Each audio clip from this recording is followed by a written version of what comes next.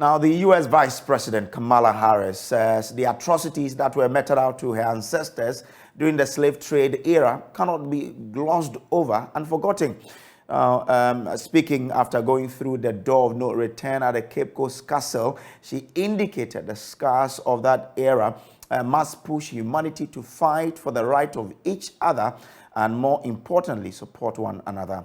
Richard Kojo traveled with her to Cape Coast and has more in the following report. A atmosphere it was. The rich Ghanaian culture was displayed here at the Mintimazi Palace, the seat of the Omahini of the Ogwa traditional area, Osabre Akwasidae II. Reciprocal visit to concretize what we are talking about so that Cape Coast will also be strong. There's a plan to build a slavery museum, and we want you to be part of that museum. This will tell the whole story of the African transatlantic slavery. The Omahini of the Ogwa traditional area craves for a reciprocal visit to cement the relationship that has been nurtured between the people of Cape Coast and the U.S. entourage. Well, the first thing I will say is I will now officially appoint a liaison. The ambassador. The U.S. Vice President Kamala Harris responded to the Omahini of the Ogwa traditional area. I do appreciate the points that you have made. And there is an unmistakable tie and bond, and all relationships that are good relationships are founded on trust and consistency and reciprocity. And so I appreciate the points you have made, and we will follow up with your request. How could I deny a request for my host? I've been raised properly, you know. But it is my honor, and with my husband and our delegation, to be here. And I appreciate the accommodations and the effort that you have made to welcome us so warmly. The regional minister seized the moment to seek support for women and children. Our flagship program, Free High School Education, since its inception, has opened up access to children in disadvantaged or needy homes across the country. Coupled with our commitment to strengthening and promoting educational interests in science, technology, engineering, and mathematics, we believe support through the proposed investment in Africa will strengthen us to prepare our children for today and tomorrow's highly technological environments. So the Vice President of the United States of America, Kamala Harris, just finished her tour of the Cape Coast Castle, where some of her ancestors, she believes, went through the tortuous journey into slavery. Some of them caught their last glimpses of Africa through this place, through the door of no return. She has gone through that door, and she's pained and emotionally struck. Vice President of the U.S. says that history has to be learned, history has to be taught, and there is a lot to be learned from the experiences of the past. They were kidnapped from their home. They were transported hundreds of miles from their homes, not really sure where they were headed, and they came to this place of horror. Some to die, many to starve and be tortured, women to be raped, before they were then forcibly taken on a journey thousands of miles from their home to be sold by so-called merchants and taken to the Americas, to the Caribbean, to be an enslaved people. All these stories must be told in a way that we take from this place the pain we all feel, the anguish that reeks from this place, and we then carry the knowledge that we have gained here toward the work that we do in lifting up all people, in recognizing the struggles of all people, of fighting for, as the walls of this place talk about, justice and freedom for all people, human rights for all people.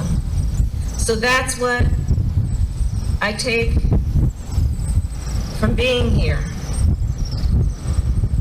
The descendants of the people who walked through that door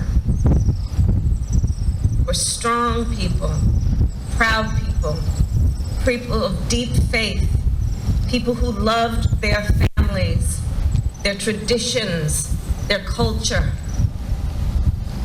and carried that innate being with them through all of these periods. Went on to fight for civil rights, fight for justice in the United States of America and around the world. She's just ended her tour and the entourage of the U.S. Vice President has just left. Reporting from the Cape Coast Castle, my name is Richard Kojo for JoyNews. Oh, the National Convener to the United Nations and UNESCO's Transforming Education Summit, Dr. Michael Akwasidae, has submitted his final report on Ghana's actions towards transforming education post-COVID-19. He was tasked to conceptualize, monitor, and execute final output of national consultations. In all, 5 stakeholders consultations were held with feedbacks taken, including one specifically designed for the youth and persons living with disabilities.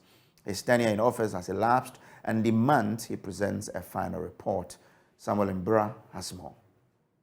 In June 2022, the Director General of the Institute for Educational Planning and Administration, Dr. Michael Akwasidae, was appointed by the President as the National Convener for the 2022 United Nations UNESCO Transforming Education Summit. The National Convener's work was to solicit inputs and feedback from Ghanaians on Ghana's actions towards transforming education post-COVID-19. The inputs from various stakeholders were used to craft Ghana's commitment statement that was presented by the President of Ghana at the summit in New York from 16 to 19 September 2022. The National Convener, in presenting the report on Ghana's participation in the pre-summit and summit to the President through the Minister of Education, stressed on the need to invest in the education of the youth. The convener and his team have made these brief 5 recommendations as post-TES recommendations. So 1, that the government demonstrates commitment to domestic financing of education to give more meaning to the President's status as champion of domestic financing of education. 2, that the Ministry of Education tax the National Commission for UNESCO at the Ministry of Education and the Institute for Educational Planning and Administration at the University of Cape Coast to advise government on the implementation of the commitment statements. The said institutions will also monitor progress of implementation and prepare reports on achievements towards reporting to the United Nations through the Ministry of Education. The Ministry of Education identifies selected youth in tertiary educational institutions in Ghana to serve as champions and advocates for Ghana's commitment statement to the Transforming Education Agenda. These young men and women will then work closely with institutions identified in Bullet 1 and then to implement the tenets of Ghana's commitment statements. And then 4, Ghana's political leaders position the youth as a strategic partner and resource for education transformation. And finally, the youth empower themselves through education to enable meaningful participation in the transforming education dialogue in Ghana. So, ladies and gentlemen, these are some of the recommendations that we have made, which we believe would help us achieve the various steps and action items that we set for ourselves after the Transforming Education Summit. So, as Mrs. Nekwe Tete indicated, we are here briefly to share these recommendations with all of us, remind ourselves of the task ahead. We know we have done a lot in education. A lot of targets have been achieved in education in Ghana, but we still have a lot of work to do. So this is a reminder that we have work to do, and these recommendations, we believe, will serve as a guide moving forward. The main summit was held in September 2022 in New York City. Ghana's delegation was led by the Minister of Education, Dr. Yao Osei Edichum, to present Ghana's commitment statement to the UN General Assembly. Receiving the report from the National Convener, Minister of Education Dr. Yaa Edichum promised to implement the recommendations in the report to transform education in the country. Of our nation. So we invite all of you to join us as we take our stock of what we've done and move forward with the report from the Transforming Education Summit, and make sure we live through to the suggestions that have been proffered and move forward and change our education in Ghana as we know it. I'm excited that we are at this place at this time. I want you to know that if we don't reflect on the past, we can't move forward. We may not be where we want to be, but we are nowhere close to where we used to be. And that is the consolation that we have. Transforming Education Summit is a key initiative launched by the UN Secretary General Antonio Guterres in September 2021, which aims at bringing together global, national, and local stakeholders and actors. It offers the opportunity for inclusive, networked, and effective global dialogue on the types of coordinated actions needed to reverse the slide on progress towards SDG 4 to ensure that lessons are learned from pandemic responses for resilience, social prosperity, and environmental sustainability in the post-COVID world, and to think big on how we can imagine education systems for the future. From the Education Ministry here in Accra, reporting for JoyNews, Samuel Mbura.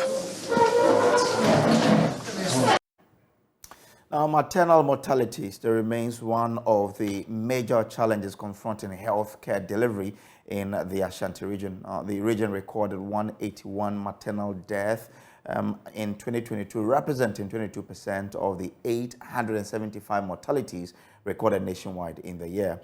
Now, the period under review saw maternal mortality rate increasing marginally from 132 to 134 per 100,000 live births. There is more in the following report. Health authorities in the Ashanti region are happy at the gains made in the prevalence of anemia in pregnant women, which they say has improved from 33% in 2021 to 29.6% in 2022.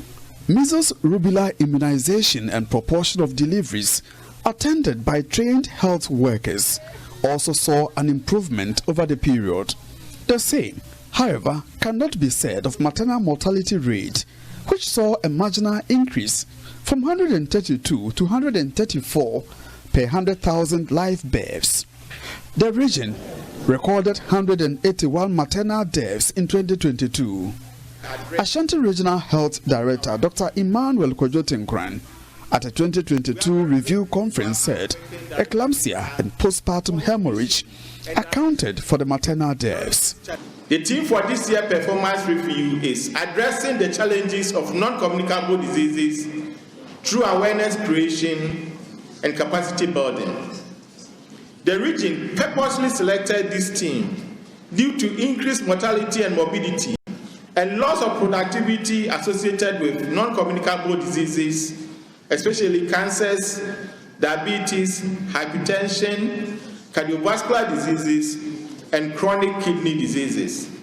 During the year under review, the region saw improvement in some key indicators, whilst other indicators reduced. Family planning acceptance rate reduced slightly from 28.1 in 2021 to 27.4 in 2022. The proportion of supervised delivery improved from 60.7 in 2021 to 65% in 2022. The prevalence of anemia in pregnancy also improved from 33.3% in 2020, dropped to 29.6% in 2022. Maternal mortality still remains a major challenge in the region. During the year under review, our maternal mortality rate increased marginally from 132 per 100,000 live births to 134 per 100,000 live births. The total number of maternal deaths recorded in the region was 181. The major cause of maternal death remained eclampsia and postpartum hemorrhage. whilst the percentage of maternal death audited was 100%. Director General of the Ghana Health Service, Dr. Patrick Kuma Abuaje, is unhappy with the maternal death figures in the Ashanti region. He wants health authorities to work at reducing maternal mortality in order to reduce the national burden.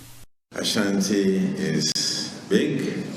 When you drop 1%, the service drops almost 10%. And so your performance is extremely important to us.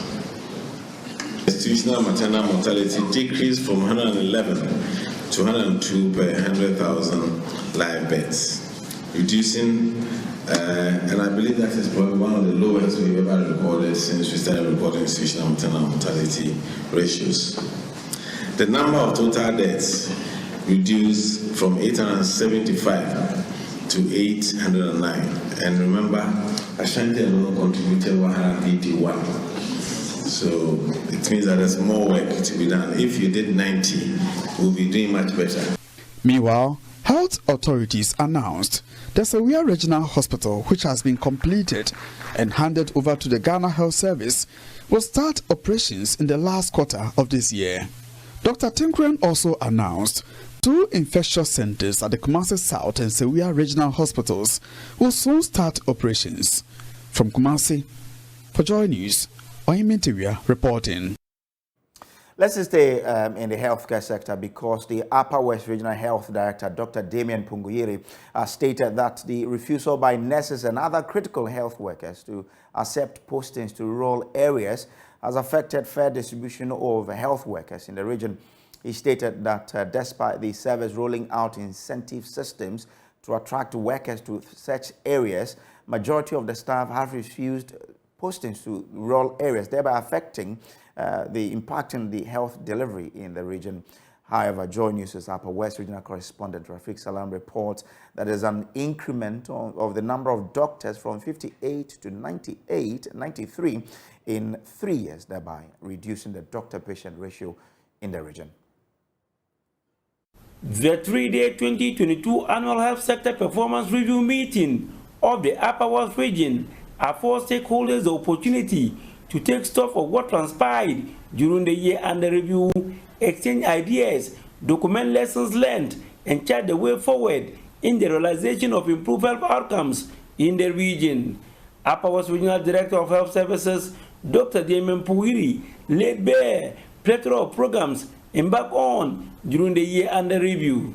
With support from partners, we conducted 15 rounds of COVID-19 vaccination in all districts in a drive to achieve optimum population immunity.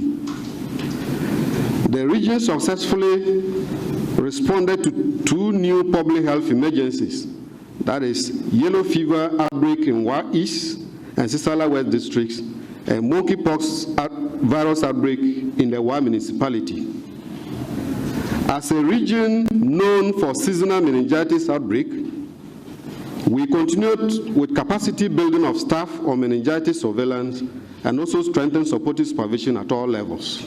Dr. Damien Punguyiri noted that fair distribution of nurses and other critical health staff continues to be a challenge as they refuse posting to rural areas despite the service putting incentive systems to motivate staff working in deprived areas. In the year under review, a total of 508 staff of various categories working in deprived areas were promoted to their next grade ahead of their counterparts in non-deprived areas. And a total of 334 staff serving in deprived areas have been given provisional study leave to pursue further training in the next academic year. I encourage all staff to accept posting to all parts of the region where their services are needed. There is, however, good news for the region as the number of doctors increased from 58 to 93, thereby drastically reducing the doctor-patient ratio. All districts in the region now have at least 1 doctor, and 9 out of the 11 districts have at least 2 doctors, meaning that when one is not available, the other can cover for the person. The doctor to population ratio has thus reduced from 1 is to 12,000 persons in 2021 to 1 is to 9,897 in 2022.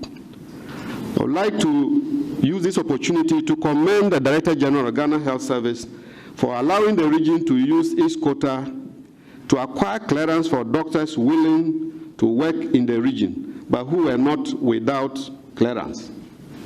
So during the year, some doctors were posted to us after giving clearance, but they decided to not show up. So we contacted the Director General, and he allowed us to use the quota to engage those who were their juniors. They have completed and were sitting at home waiting to be employed.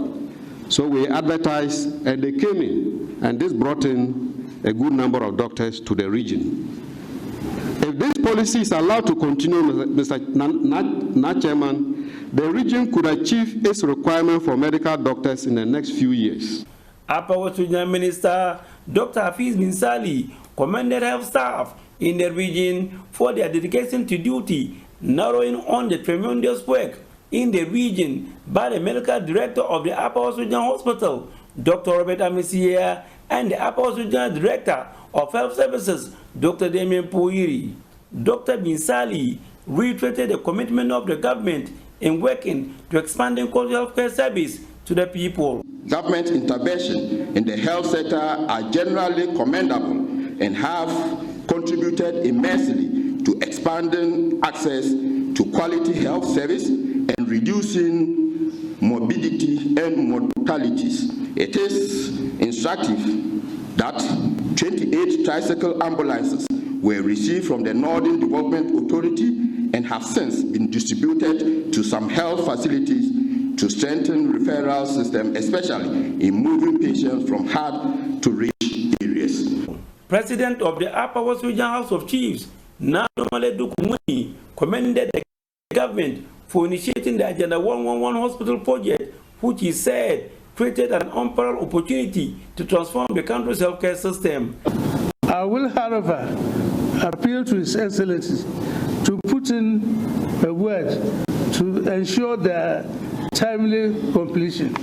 Reporting for JoyNews, Rafik Salam. Wow.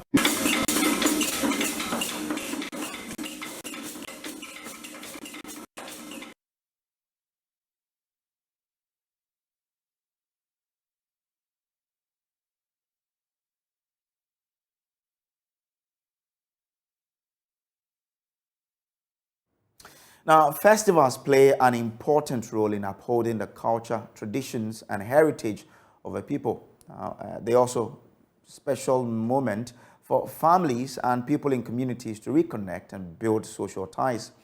Today in our Ghana Month series, Love FM's Nana Akwasidae put a spotlight on Akwasidae Festival in the Ashanti Kingdom.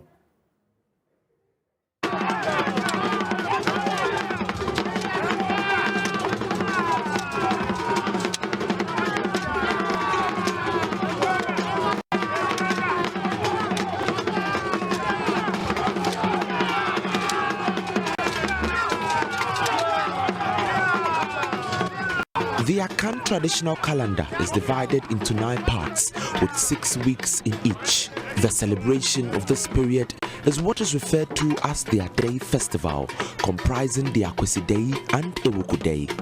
The Ashanti people mark this celebration by remembering their ancestors and acknowledging the noble feats of past royals as the Asante Hine sits in state.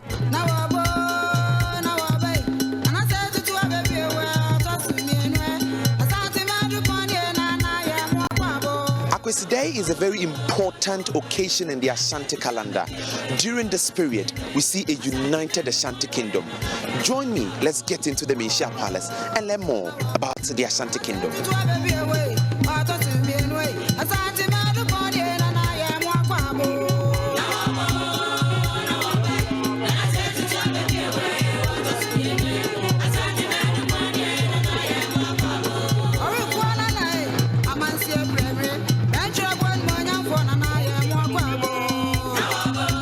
The Akwasidae Festival glorifies a milestone in the history of the Ashanti Kingdom. It week's first celebration was during the attainment of statehood when the Ashantis defeated the Dangerous in the Battle of Feyase, also known as the Ashanti Independence War. Akwasidae, when mentioned. Teacher Safo Kantanka is a cultural historian at the Menchia Palace. These days are reserved for special prayer of the people. These special prayers are offered through our supposedly dead kings and chiefs. This is because people believe that our leaders don't die. They are resting and they are closer to the Almighty God. And in so doing, they believe that their prayer will reach God faster than when they themselves pray to God. Akwasidae, according to the Ashanti Cultural Archives, is an ornate ceremony commemorating the dates that the Ashanti golden stool was magically brought down from the heavens. Teacher Kantanka explains the meaning of Akwasidae. The Akwasi is a G word emanating from or coming from Sunday. The G word for Sunday is Kwasiada, or anybody born on Sunday is called Akwasi. Now, Ade is a sleeping place. What the people call their Akan believe in is their leaders don't die, they go to rest.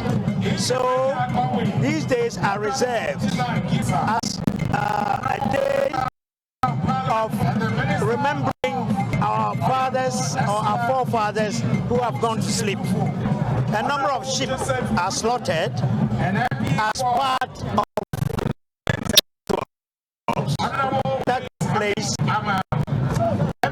on Akwasidae and Akwasidae.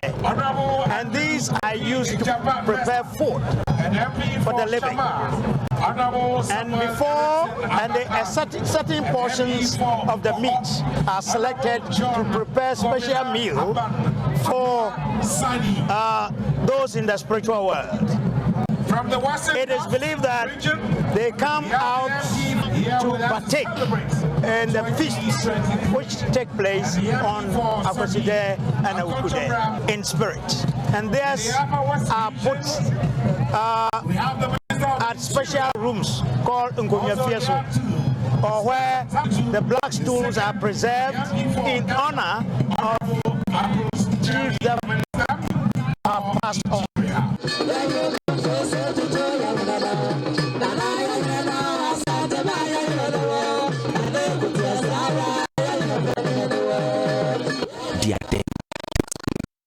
In the Royal Menchia Palace in Kumasi and gathers hundreds of people, mostly adorned in traditional clothes, especially in Kente.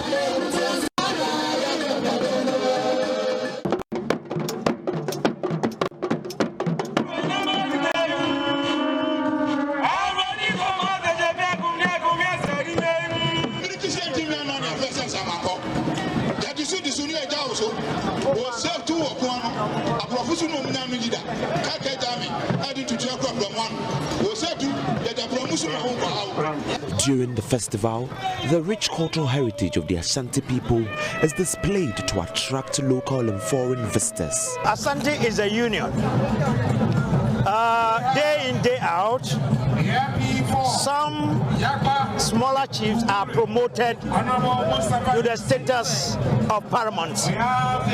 So as we talk now, they have about 70 paramounts. They plan together, execute together, defend together, do everything together.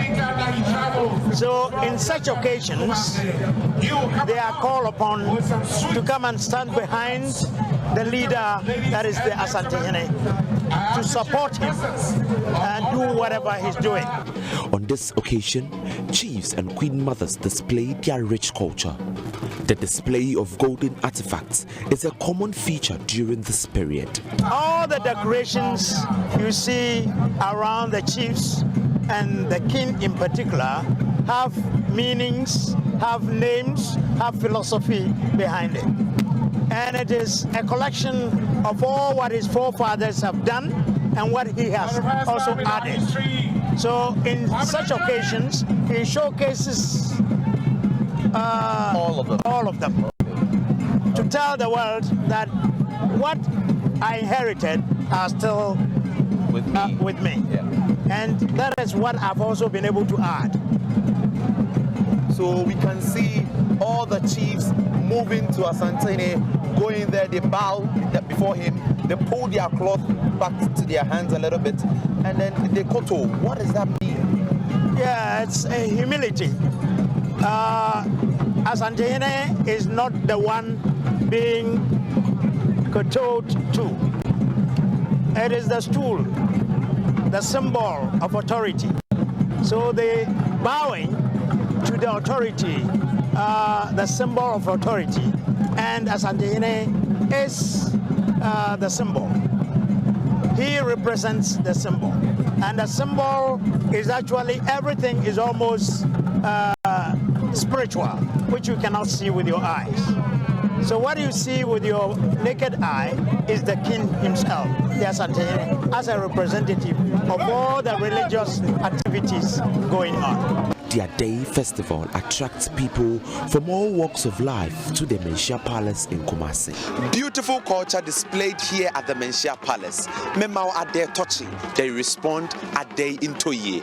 For Joy News, my name is Nana Akwasidae.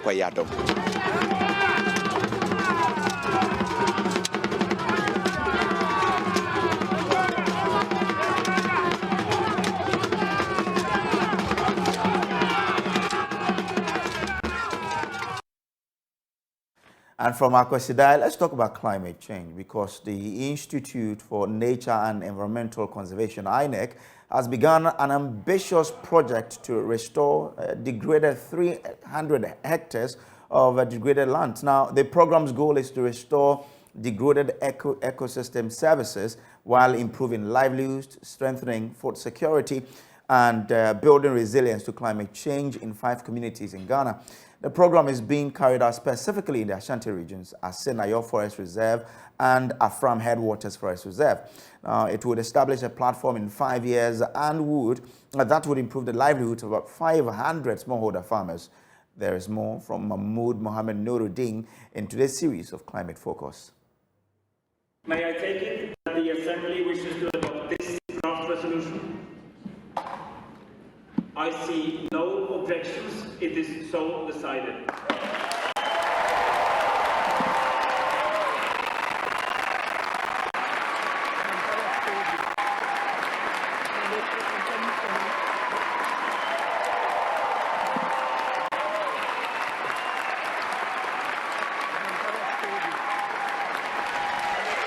The United Nations has declared 2021 to 2030 to be the decade on ecosystem restoration. In the spirit of this ecosystem restoration, which was held in March 2022 in Nairobi, Kenya, one of the resolutions agreed by the UN Environment Assembly focuses on nature-based solutions, actions to protect, conserve, restore, sustainably use and manage ecosystems. What there is now clarity on is that we will have a strong global, international and comprehensive framework on. The resolution called on UN Environment Program to support the implementation of such solutions which safeguard the rights of communities and indigenous people. 3 resolutions prioritize ecosystem restoration, biodiversity protection, resource efficiency, consumption and production patterns, climate mitigation and adaptation, job creation and poverty reduction. When the United Nations Environment Program was founded in 1972, the planet was already showing signs of buckling under the weight of humanity.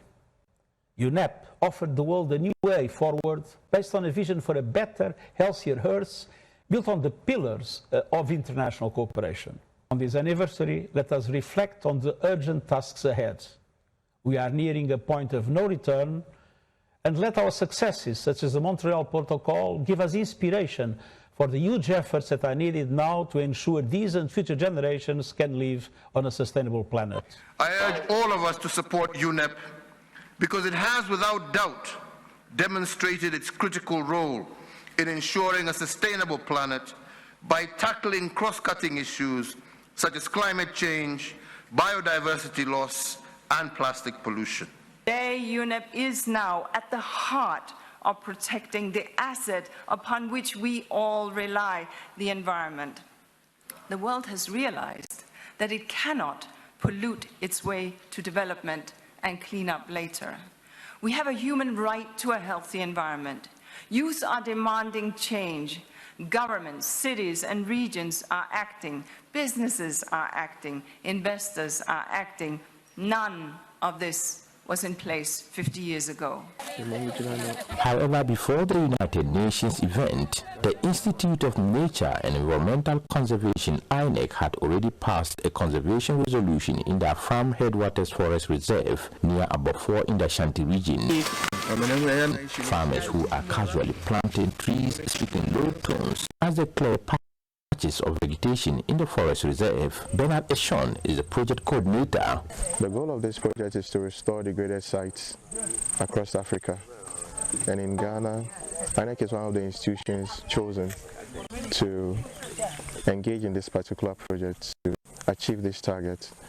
The target for us this year is to plant over 50,000 seedlings to restore over 30 hectares to 80 hectares of land within the Farm Headwaters Reserve. They plant seedlings that will mature into replanted trees within the next decade in a section of the size of 2 football fields. The forest reserve is home to both small and large animals, including elephants, buffaloes, lions, among others. However, it has experienced increased deforestation and degradation over the years as a result of illegal logging, bushfires, and other activities. David Kwating is the director of INEC. These forests have been highly encroached by farming, mostly illegal. So the aim is to restore these degraded areas, but using native species, because what we've observed over the years is that there is the high rise of invasive species overtaking the lands in Ghana.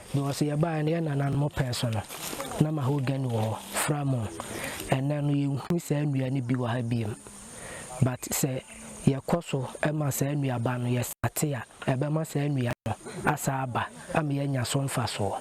The Landscape Restoration Project is part of the INEC initiative, which aims to restore 300 hectares of degraded lands in the country by 2025. Over 50 people have been directly employed in the forest restoration program. Some are community members who need to understand the importance of tree planting and to be part of the forest protection team. And these people are paid 35 cedis per day. That is the head amount for each day. The people are given specific targets, which is to plant 4 hectares a day. And we've been able to, at the moment we've been able to plant about 28 hectares. We are still on, the project is still ongoing, and we hope to achieve a target of the 80,000 seedlings planted for this year. For sure, in your free bino, if said me coming in never nibi, but your mother or my bahano, Bemu in Yabanibi, and maybe doing. Minim say Yamia do Masana Dachi bino, a chilbano so Nanka be neighbor and community, but Tom Sombe Toa, on Bimu, say where we finissy, and we DSC. Tiana Eba Jumanso Swa, a bimo honoma, or more, a mobile page, and I or more, or me would try man, and I or more, almost whatever, and I will more to a minute, not a business area. Women on the tree planting team say it is a privilege to be part of the restoration process. Patience Yabua and Agnes Jemfo are just 2 of them. The Patience Yabua, a member on the ball lines now, Yanzusuya Mani Diati Womochi, Nebi Swade Maye, Ebi Swade Maye, Nayanzusuya Dria, Eti Womochi. Show me the Agnes Jemfo. Ya quite one tea, it's me back bear 8:30, 8:14.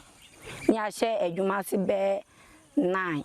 Oh, nya bandi jia Ijuapa, it's me a Juman. It's me Jabba 5,000, it's me about 5,000. Additionally, the project has been able to help increase the economic standard of the people, since these people are predominantly farmers, and thus having an additional livelihood will increase their economic standard, hence making it easy for them to be able to afford some social, some welfare, or some amenities, including being able to buy good water, being able to take their children to school, and being able to pay for some of their household responsibilities that requires funds. I like for my boy. If it's a me, I'm going to me be I. Mitifie, so buy no my boy. I met me a skakakra, Edam. Met me idea, Tony, I'm a pay. Tea, I like for my boy. About 140,000 trees have been planted after 2 years of the 5-year project. We are believing that within 5 years we'll be able to restore most of the degraded lands within this forest. We are working with local communities because we believe that once the local communities are part of the project, they will own and adopt the project as their own, thereby contributing to ensuring the success of the project. The Foundation Franklinian funded project saw the planting of about 100,000 seedlings of African teak species in the Asenayon Forest Reserve. The Papa Frame Daniel Akwasidae, Baby Dia on the Mie, or Sofos Anete.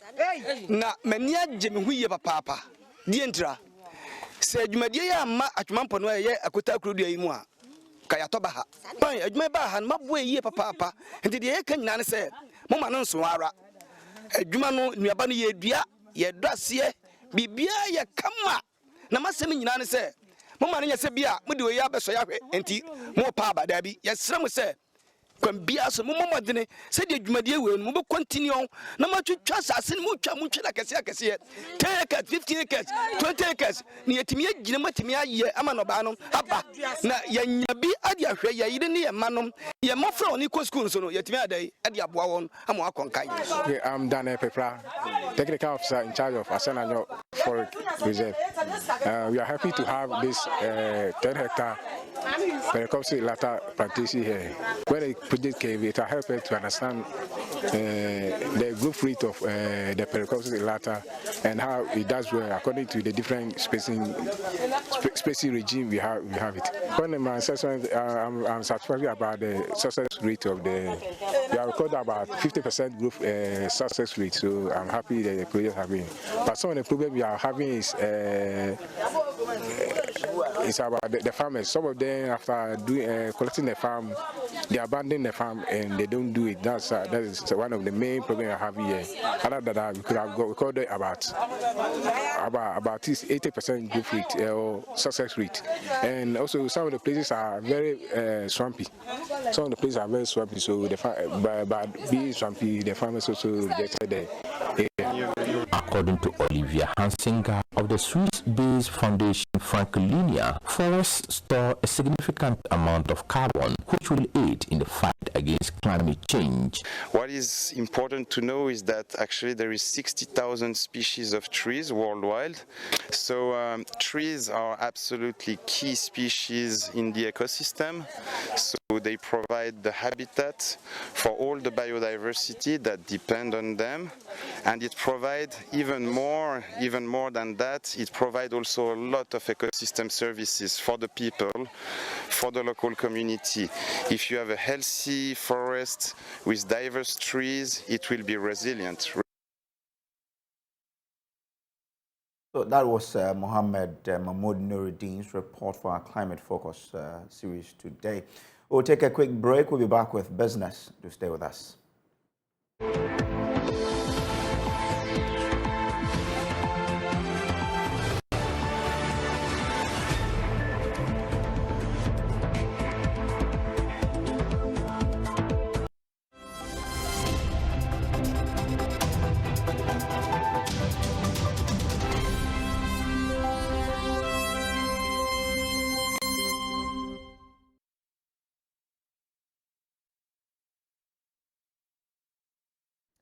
Hi, good morning. Welcome to Business. My name is Darryl Kwao.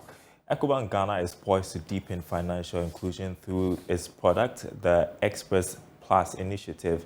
Now, that product was launched in Accra together with Ghana Post. Here's more in this report. Bank Ghana and Ghana Post signed a memorandum of understanding to turn 100 Ghana Post outlets into EcoBank Express points and bring banking to the doorstep of many more Ghanaians. The two agreed to roll out the strategy in phases, starting with an initial 78 outlets before the additional 22 will come on board. According to Managing Director for EcoBank Ghana, Dan Saki, EcoBank will engage the commercial department of Ghana Post to run activations at the selected outlet to drive public attention. We provide most of these services through our branches. However, given our quest to extend our services to everywhere, we believe that we don't need to be present everywhere, but rather we'll work with partners like Ghana Post who have a presence everywhere in the country. And that is why this partnership naturally is something that has to be embraced. We have two giants, one in the financial sector, one in the provision of postal and courier services, coming together, teaming up to leverage on each other's strengths. So Ghana Post going forward will then be in a position to offer agency banking services that are available for certain products that are available at EcoBank.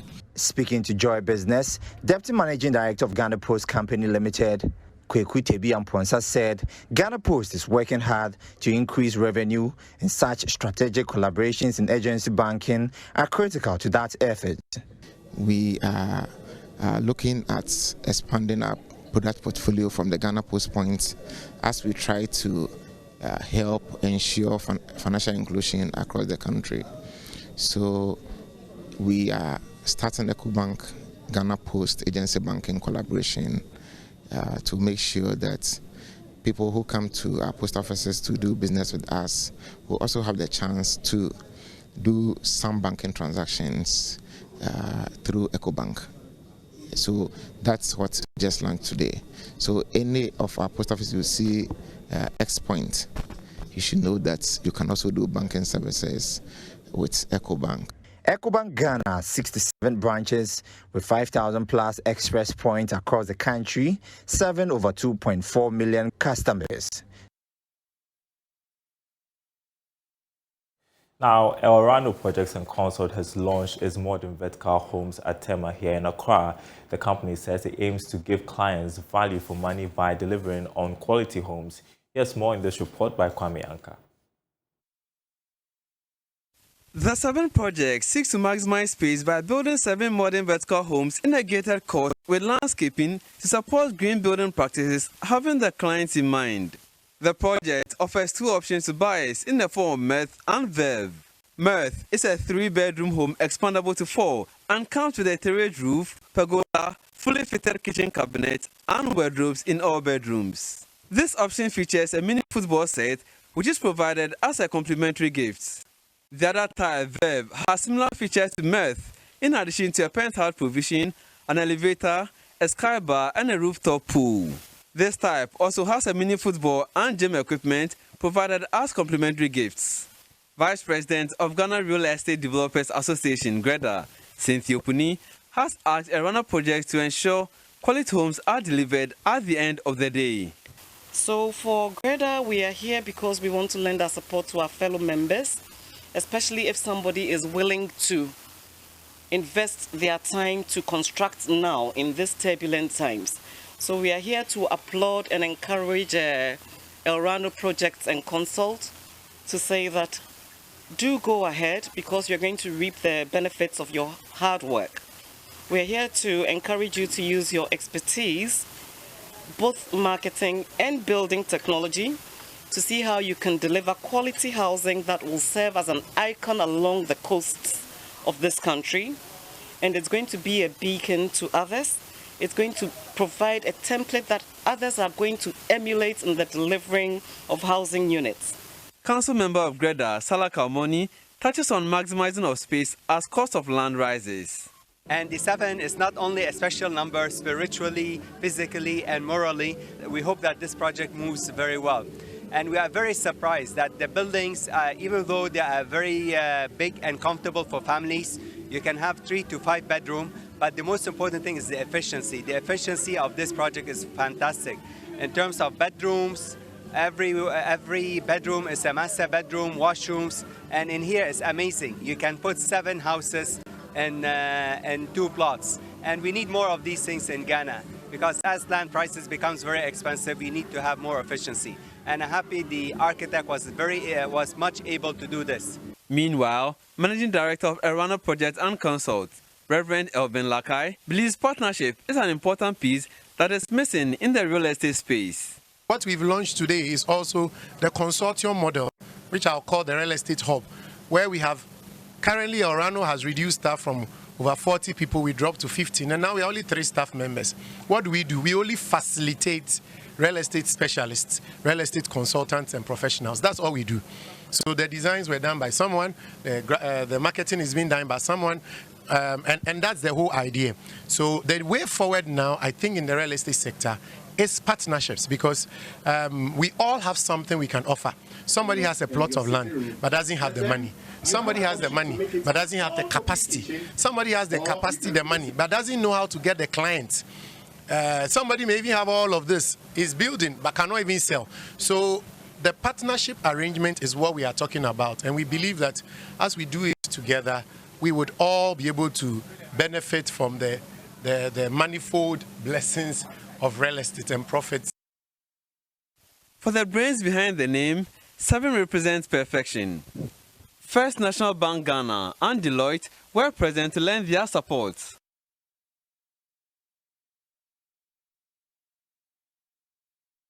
And that's business. Brace will be back to wrap up. Stay with us.